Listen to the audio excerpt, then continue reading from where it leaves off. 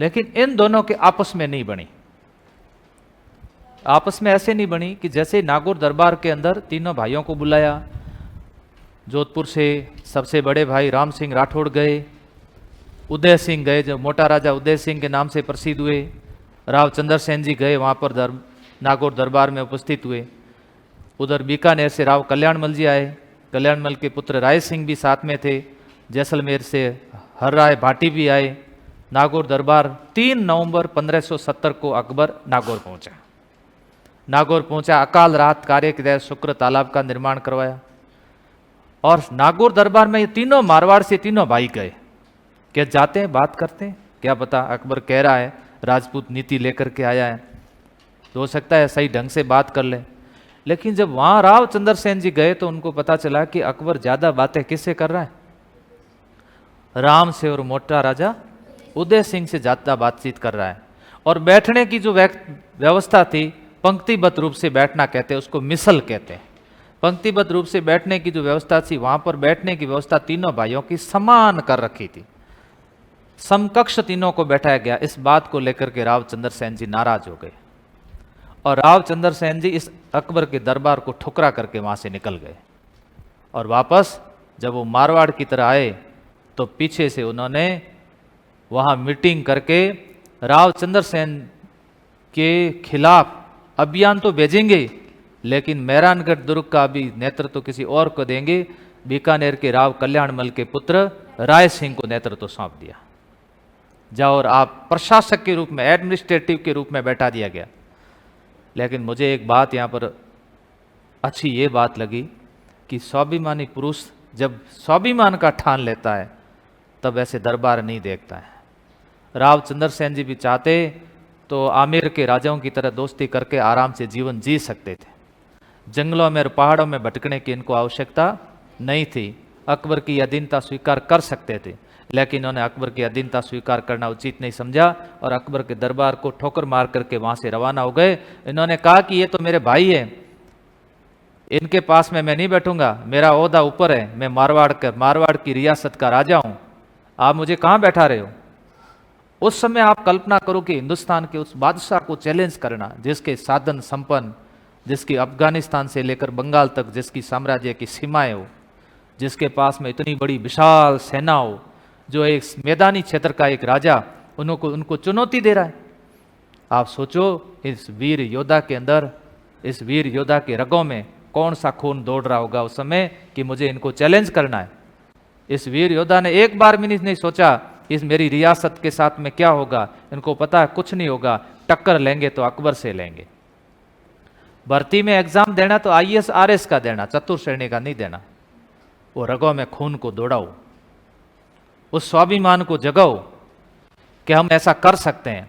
यहां देख लीजिए आप, ये जाकर के चुपचाप बैठ जाते तो मेरे से नहीं होगा, मैं नहीं लड़ सकता क्योंकि मेरा भाई साथ नहीं दे रहे, मैं कैसे लड़ूं, और लड़ूं कहां से, इस जैसे व्यक्ति से मैं कैसे लड़ सकता हूं, इतना बड़ा राजा, इतने शक्तिशाली राजा से, इतना साधन संपन्न व्यक्ति से मैं कैसे टक्कर ले सकता हूं।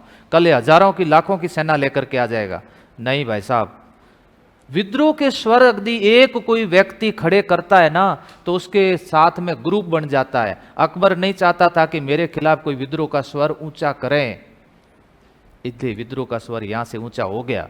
अकबर की लाख कोशिश करने के बावजूद जलाल खां को भेजा, जलाल खां को इन्होंने मरवा दिया था। देवीदास जी को आक्रमण करने के लिए वापस भेजा, देवीदास जी ने जलाल खां को मार दिया। ये वही जलाल खां था जो महाराणा प्रताप को समझाने के लिए गया था, मारवाड़ में मारा गया, इसको मारवाड़ में निपटाया था।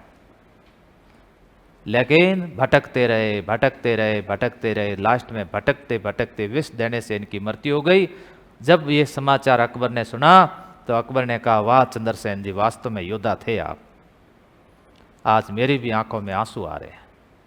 आपने अपने घोड़े पर दाग नहीं लगने दिया, मारवाड़ में मेरे सिक्के तुमने नहीं चलने दिए, मारवाड़ में जब तक आप जीवित रहे मुगलिया सल्तनत के ध्वज को आपने ऊंचा नहीं करने दिया। वहां चंद्रसेन जी, मैं आपको सैल्यूट करता हूं। ऐसे योद्धाओं को कौन सैल्यूट करके गए, ये हिंदुस्तान के बादशाह भी सैल्यूट करके गए। खून दौड़ाओ रगों में, वो हम पता नहीं कहां सोच करके बैठे। टारगेट रखो वहां ऊंचा, वहां नहीं हुआ तो कम से कम स्वाभिमान के तहत आपका किसी न किसी पद पे सिलेक्शन हो जाएगा। यह टक्कर यदि इनसे नहीं लेते तो आज मुझे यह चित्र लगाने की आवश्यकता नहीं पड़ती। पड़ती क्या? ये इन्होंने टक्कर वहां ली, आईएएस की तैयारी की, आरएस की तैयारी की। मैंने यदि 2007 से ये नहीं ठाना होता कि मैं आरएस और आईएएस को ही क्रैक करूंगा, इसके अलावा किसी भर्ती में भी नहीं बैठूंगा, तो आज इतनी बड़ी संस्थाएं चला नहीं सकता। 8 विषय का मैं ज्ञाता नहीं होता। ये मजाक नहीं थी, तपस्या करी थी हमने, तपस्या, कठोर तपस्या की। तो तपस्या करो। उस लेवल पे यदि आप नहीं पहुंच पाओगे, मारवाड़ का महाराणा प्रताप कहलाओगे, स्वाभिमानी पुरुष कहलाओगे। जब जब कभी स्वतंत्रता वीर कोई तस्वीर आपके सामने रख करके किसी की पूजा करने की कोशिश करेगा तो राव चंद्रसेन जी जैसा कोई तस्वीर सामने मिलेगी। जरूरी नहीं है कि पूरे भारत पे राज करके जाना, लेकिन तैयारी उस लेवल की हो, टक्कर उस लेवल की हो। और जब तैयारी लो तो नींद घोड़े पे लेनी पड़ती है। ऐसा नहीं है कि बस तैयारी तो आरएस की कर रहा हूं, नींद पूरी 16 घंटे लेता हूं, वो नहीं होनी चाहिए। तैयारी के लिए भटकना पड़ेगा, दर दर की ठोकरें खानी पड़ेगी।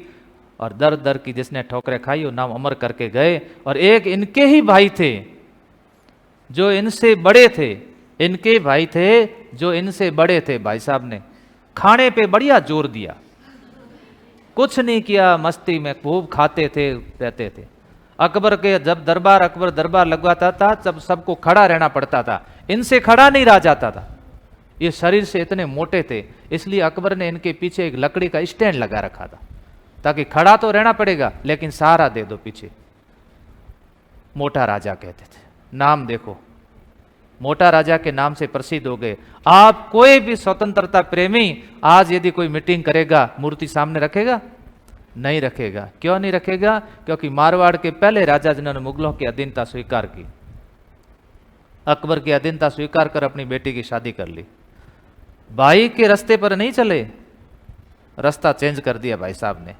अकबर इनको जंगली राजा कहता था। अकबर कहता, अरे उदय सिंह जंगली कहीं का, इतना क्या खाता है रे? दिन भर कितना खा जाते थे। नाम मोटा राजा के, जनता के अंदर मोटा राजा के नाम से फेमस हुए, ये मोटा राजा।